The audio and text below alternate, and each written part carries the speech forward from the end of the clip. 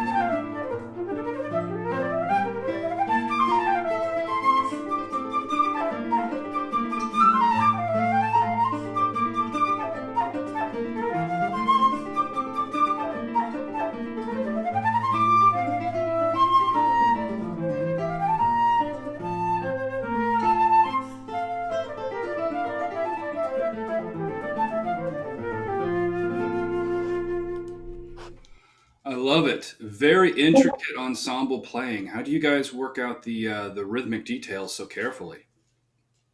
Oh, that one was kind of tough too, because the entire piece is polyrhythmic. So I'm in 2/4. No, sorry, you're in 2/4, playing 16th notes the whole time, and I'm in 6/8. So Yeah, that was interesting. There was a lot of singing at the same time, and just a lot of metronome and stop practice, just making sure we keep landing at the right beat at the right time, perfectly together. It took a long time for a short piece, yeah. But yeah, Fun though. Yeah, it was. Well, the work paid off. It sounds fantastic. Can we listen to another piece from the Connecticut Summer Festival? Can you pronounce this piece? I don't feel like I can do it justice here. Yes, El Anhelo by Alexis Carrier.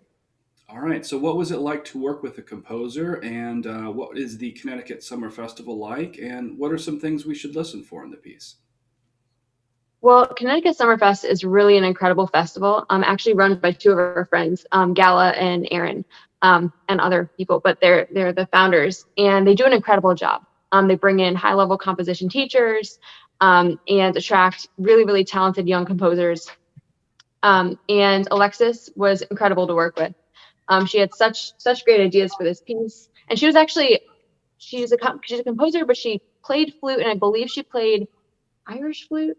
Right, she talked about that. So she had kind of like a background. So it's the title means longing, and there's at the top it's like longing for hope, longing for peace, healing, and for peace. So there's like three things. So you can definitely hear that in it. And I think the coolest thing about it is that halfway through it switches to the crystal flute, which is a glass flute that has no keys. I mean, it just has open holes.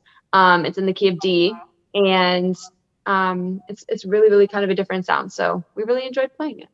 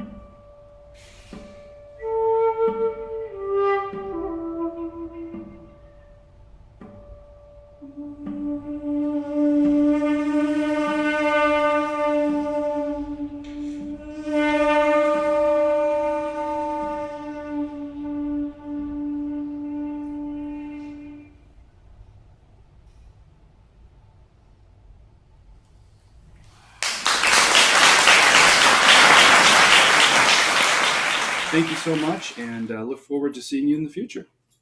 Thank you so much, Sven. Thank you so much for having us. It was wonderful talking with you, and we hope to see you soon in the post-COVID world.